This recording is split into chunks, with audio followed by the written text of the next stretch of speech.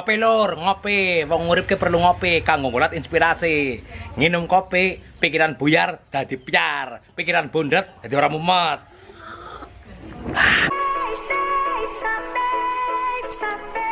Assalamualaikum warahmatullahi wabarakatuh. Halo Rebahaners, dimanapun kalian berada, bagaimana kabarnya? Gimana? Masih suka nyari recehan di sela-sela lemari? Sebuah film beradrenalin, 100% beradrenalin berjudul The Fable, The Killer Who Doesn't Kill tahun 2021 yang merupakan kelanjutan dari film The Fable tahun 2019 menceritakan tentang seorang pembunuh bayaran yang memiliki julukan The Fable alias mitos karena tidak pernah gagal dalam membunuh korbannya dan tidak banyak orang yang tahu wajah aslinya. Penasarin? Langsung saja pasang handsfree, simetriskan pusat serbahan, kencangkan celana dalam, selamat menonton dan cekicrot.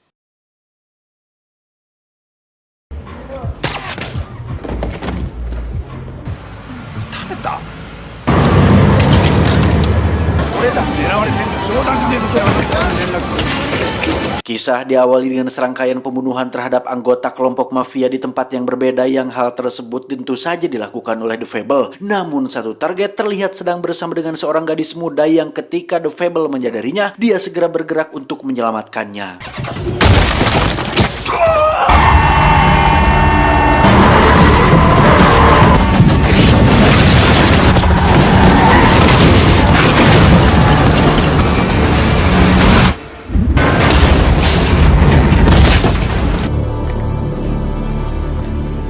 Empat tahun kemudian, akibat kejadian 4 tahun yang lalu, si gadis muda yang bernama Hinako ini pun mengalami lumpuh total pada kedua kakinya. Sekarang dia bekerja bersama dengan seorang pria bernama Utsubo, ini bebenguknya, yang berprofesi sebagai seorang relawan dalam membantu anak-anak, semacam usaha nirlaba yang memberi pelayanan kepada masyarakat, terutama anak-anak, tetapi mengambil keuntungan dari acara yang diselenggarakan. Utsubo sensei, 今回のお話も良かった。さっきは面白かった？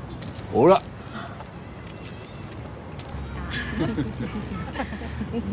Dan ya, sikap ramah dan baiknya barusan rupanya hanya sebuah topeng akan sosok dia yang sebenarnya, di mana Utsubo ini sebenarnya adalah penjahat yang kejam yang melakukan berbagai profesi untuk mendapatkan uang dengan cepat. Salah satunya melakukan penculikan terhadap pemuda yang babak belur ini, yang ketika uang tebusan sudah didapatkan, Utsubo akan membunuhnya karena hanya tidak ingin ribet dan repot mengembalikan dia kepada kedua orang tuanya. 自尊心が育つ。安心しろ、一瞬だ。顔がいい。 Utsubo sendiri memiliki 3 karyawan yang membantunya dalam menjalankan usaha berkedoknya ini. Ada Isaki yang bertugas sebagai marketing dan pencari celah usaha, Suzuki sang pembunuh yang bertugas melakukan eksekusi, dan terakhir ada Hinako yang bertugas sebagai penarik simpati sekaligus kamuflase agar orang-orang tidak curiga terhadap usaha ilegal yang dilakukannya. この4人の結束が命だ。乾杯。 Kebusukan Utsubo pun semakin terlihat ketika dia sedang bersama dengan Hinako di dalam lift. Tak hanya kejam dan licik, Utsubo juga merupakan pria berdebah yang sering melakukan pelecehan kepada Hinako yang lemah ini dan konsisten menjadi orang munafik dengan tetap bersikap baik di depan semua orang. ありがとうございます。あら、可愛いね。この色ですから、遠くから助けることできなかったりするかもしれない。 Dan inilah jagoan kita semua, The Fable alias Akira Sato, yang sekilas tidak seperti seorang pembunuh bayarin hebat, apalagi ketika dia tertawa terbahak-bahak hanya karena menonton acara komedi receh berjudul Jakal.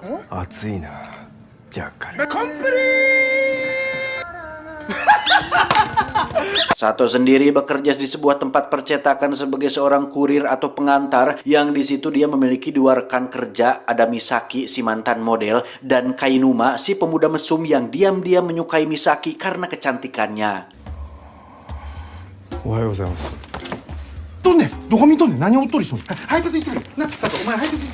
Setelah 4 tahun berlalu, takdir akhirnya mempertemukan kembali Sato dengan Hinako, gadis yang sempat diselamatkannya di adegan awal tadi, di mana Sato mencoba menyemangatinya dan mengatakan kau akan bisa berjalan lagi, yang karena tidak ingin dikasihani, Hinako pun bersikap ketus dan menyuruh Sato untuk pergi dari sana. 何ですか。見てたんだったらこける前に支えますよね。歩けるようになる。Sato sendiri tinggal bersama adik-adikannya bernama Yoko. Ini parasnya, yang jika Anda sudah menonton film yang pertamanya, Yoko ini sebenarnya adalah rekan kerja Sato yang selalu mendampinginya dalam setiap pembunuhan. Sedikit saya ingatkan kembali, Sato dan Yoko ini sedang dalam masa cuti dari pekerjaannya, di mana mereka berdua ditugaskan untuk berbaur dengan masyarakat dan dilarang untuk membunuh selama dalam masa cuti ini. カレーまだか。食べるんかい。 Hari-hari berlalu, Sato yang merasa bersalah atas lumpuhnya Hinako pun terus memperhatikannya saat dia sedang berusaha untuk bangkit dari keterpurukan. Sampai suatu hari ada Suzuki yang menyadari hal itu dan merasa tidak suka jika Sato memperhatikan adik-adikannya tersebut. その距離余計気になるから。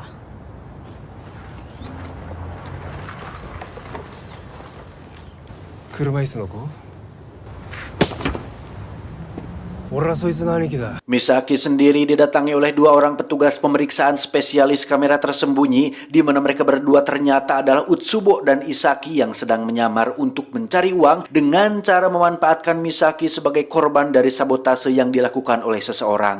今のカメラはほんと小さいんで見たらびっくりします。 Target mereka berdua adalah si Kainuma, rekan kerja Misaki di tempat percetakan yang kita bisa melihat bahwa Kainuma diam-diam terobsesi dengan Misaki yang seorang mantan model. Hal itu dibuktikan dengan banyaknya foto Misaki di dalam kamarnya. Bahkan Kainuma sering kali melakukan senam 5 jari sambil menonton video-video Misaki ketika masih menjadi seorang model.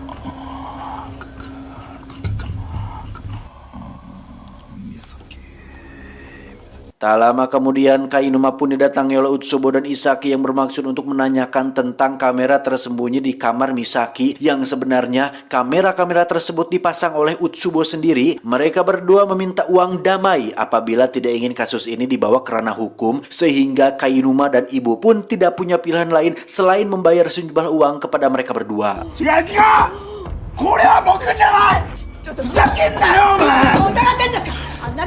他にも風呂、トイレ、脱衣所まで計4。 Alhasil, Kainuma yang awalnya kagum pun kini menjadi balik membenci, di mana dia berencana untuk membunuh Misaki, tetapi berhasil digagalkan oleh Sato. Saat sedang dikejar itulah Kainuma ketahuan telah diculik oleh Suzuki, anak buahnya Utsubo, yang mana tujuan mereka menculiknya adalah untuk supaya Kainuma tidak melaporkan kejadian ini kepada pihak kepolisian. Karena aksinya ketahuan Sato, Kainuma pun dititipkan kepada Saki, sementara Suzuki akan mendatangi Sato dan membunuhnya untuk melenyapkan saksi mata. ここに見張ったら。 Niat Suzuki pun harus gagal tatkala situasi dan kondisinya tidak memungkinkan, yang dikira Sato akan takut atau lari. Suzuki justru dikejutkan dengan sikap Sato yang dengan santainya meminta untuk melepaskan Kainuma, yang di situ Suzuki mulai menyadari jika Sato bukanlah orang sembarangan. Dengan memaksa Kainuma buka mulut, Suzuki pun berhasil mendapatkan alamat di mana Sato tinggal, yang mana mereka berdua cukup terkejut saat mengetahui jika Sato tinggal di asrama yang dimiliki oleh sebuah kelompok Yakuza, sehingga kecurigaan Suzuki pun semakin kuat tentang sosok Sato yang bukan orang sembarangan. Saat Isaki sedang kencing itulah Kainuma yang kepalanya masih ditutupi pun berusaha kabur dengan bersembunyi tepat di kolong mobil, sehingga ketika Isaki akan berangkat, Kainuma tak sengaja kagele alias terlindas sehingga membuat Kainuma tewas saat itu juga.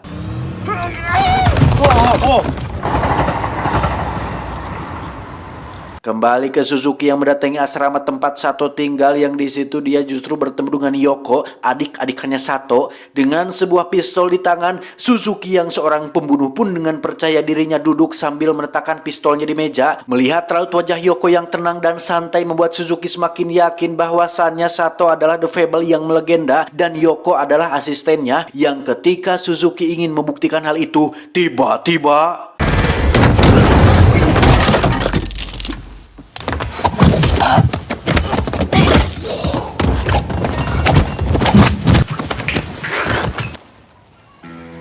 秒か。Ketika Sato pulang, Suzuki sudah dalam kondisi terikat dengan wajah yang babak belur habis dihajar oleh Yoko. Walaupun kesakitan, Suzuki nampak semeringah karena akhirnya bisa bertemu langsung dengan sosok yang sering diperbincangkan oleh orang-orang, yakni The Fable, di mana Suzuki langsung kena mental saat diminta untuk berhenti nyerocos dan diminta untuk serahkan Kainuma dalam keadaan hidup-hidup. 言うな、お前を始末しなきゃいけない。 Dan celakalah Suzuki saat mengetahui jika Kainuma sudah mati akibat kecerobohan si Isaki, di mana momen itu benar-benar menjadi momen paling beradrenalin dalam hidupnya ketika Sato perlahan menghampirinya sambil membawa sebilah pisau dan...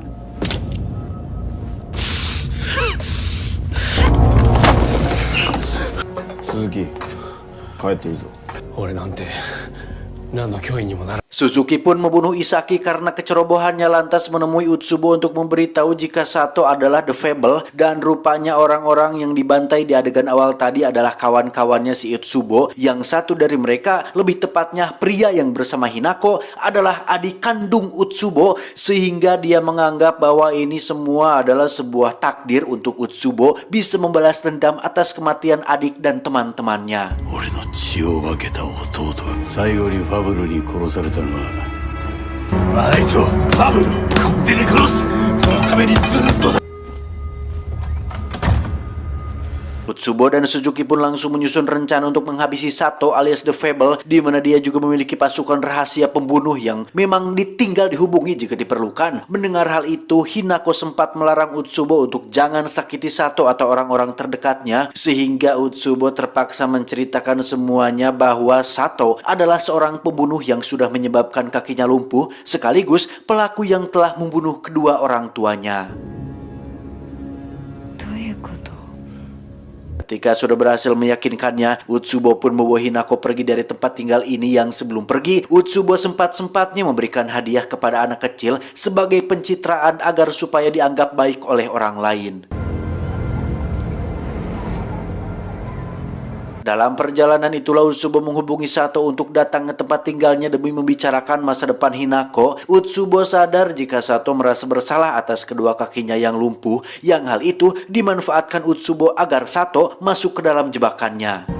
伝説の殺し屋にもそういう感情があるとはな。 Sempat dilarang oleh Yoko, Sato tetap pergi ke sana dengan setelan The Fable yang biasa dia kenakan. Sadar bahwa ini hanyalah jebakan, Sato sama sekali tidak memperdulikannya, yang ketika dia membuka pintu, tiba-tiba...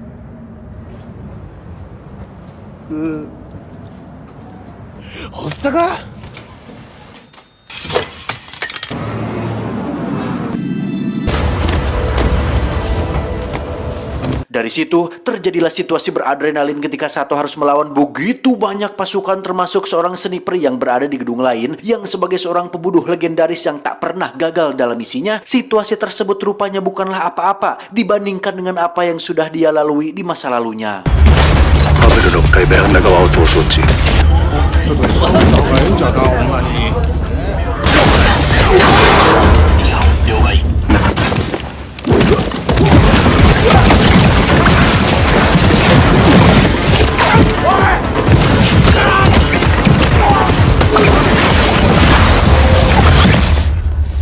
Ketika Sato sudah melumpuhkan mereka semua, ingat hanya dilumpuhkan ya, bukan dibunuh. Sato pun ditelepon oleh Utsubo yang mengatakan jika dia sudah memberikan sesuatu pada anak kecil di kamar sekian, lantai sekian, yang ternyata hadiah yang diberikannya sebelum pergi adalah sebuah bom yang sengaja untuk membuat Sato teralihkan perhatiannya.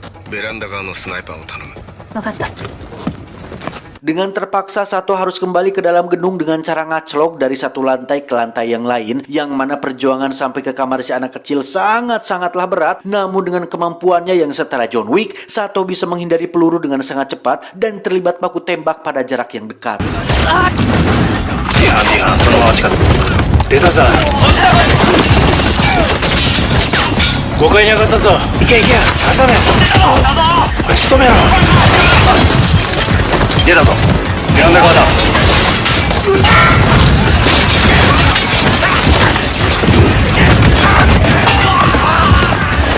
Dan ada saja rintangan yang harus dihadapi ketika si anak kecil pergi keluar gedung untuk mengejar balonnya yang kabur, di mana Sato sendiri harus menghadapi satu penjahat dengan kemampuan yang cukup mumpuni hingga pertarungan sengit pun harus terjadi. マジかよ。最高だな子供は。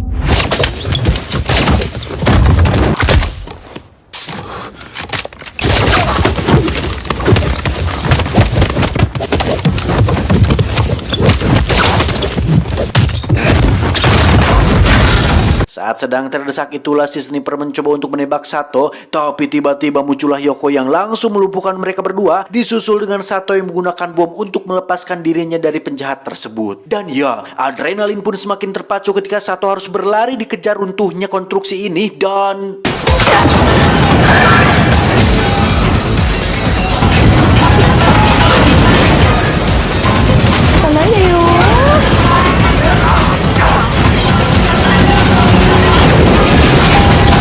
Yoko pun disuruh untuk kejar si Suzuki yang akan pergi menyusul Utsubo, sementara Sato sendiri menyempatkan untuk makan takoyaki sambil menghubungi bos Yakuza yang memiliki hubungan dekat dengannya. Anda bisa tonton sendiri hubungan mereka berdua, ceritanya ada di film pertama, link ada di deskripsi. Yang intinya Sato meminta bantuan berupa transportasi agar dia bisa pergi menyusul mereka semua.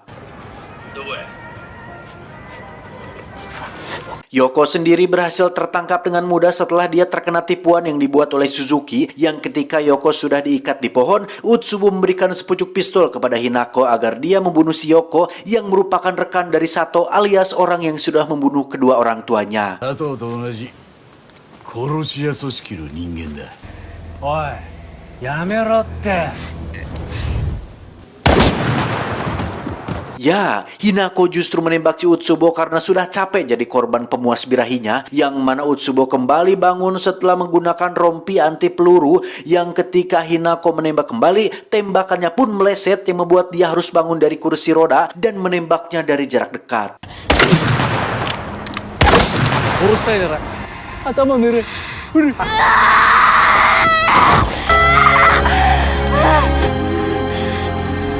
Bersamaan dengan terkejutnya semua orang melihat perkembangan Hinako, di saat bersamaan pula Hinako tak sadar telah menginjak ranjau yang ditujukan bagi The Fable alias Sato, yang pada titik ini Utsubo yang kesal pun akhirnya jujur bahwa dialah pelaku pembunuh kedua orang tuanya agar dirinya bisa memiliki Hinako sepenuhnya. Dan ketika Hinako akan menembak, tiba-tiba いいにしたせいでお前の両親死んだんだよ、バカ野郎。お前ら切って刺さなさいよ。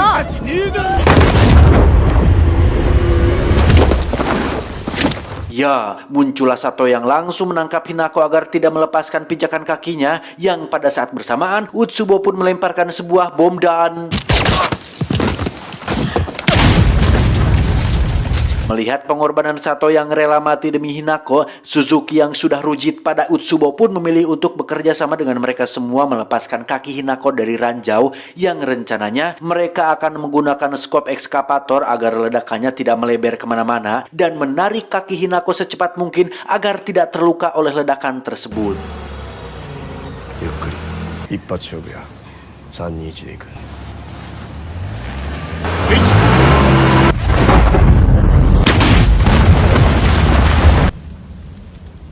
Saat sudah berhasil itulah, Utsubo tiba-tiba mengeluarkan sesuatu dari sakunya yang karena bereaksi spontan, Suzuki pun membunuh majikannya sendiri, yang padahal bom tersebut belum dicabut pinnya, dan memang si Utsubo sengaja berbuat seperti itu karena sudah tidak memiliki tujuan apa-apa lagi di dunia ini.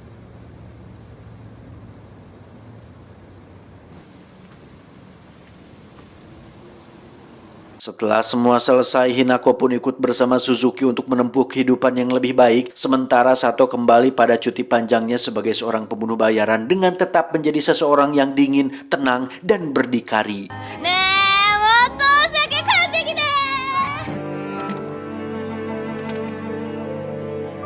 Tamat ending yang cukup membagongkan. Beda dengan film pertamanya yang penuh ketegangan dari awal sampai akhir, di kedua ini cerita tidak lagi fokus pada sosok Sato alias The Fable. Bahkan jika ada menonton filmnya langsung, hampir setengah durasi disajikan dengan drama dan dialog yang begitu panjang dan agak membuat mulut saya menjadi heuai alias mengantuk. Itu tuh heuai teh tuh. Barulah sisanya action yang itu pun hanya berlokasi di tempat yang sama, yaitu gedung tempat si Hinako tinggal. Pesan yang bisa kita ambil dari film ini adalah tentang kepercayaan diri, bahwa bila Anda sudah bisa percaya pada diri sendiri, Anda tidak perlu orang lain untuk percaya pada Anda. Ingat, orang besar berbicara tentang ide, orang biasa berbicara tentang keadilan, sedangkan orang kecil berbicara tentang orang lain. Saya John, mewakili orang pede di seluruh dunia, mengucapkan terima kasih dan sampai jumpa di video selanjutnya. Adios, token listrik Alexander Graham Bell. Keropok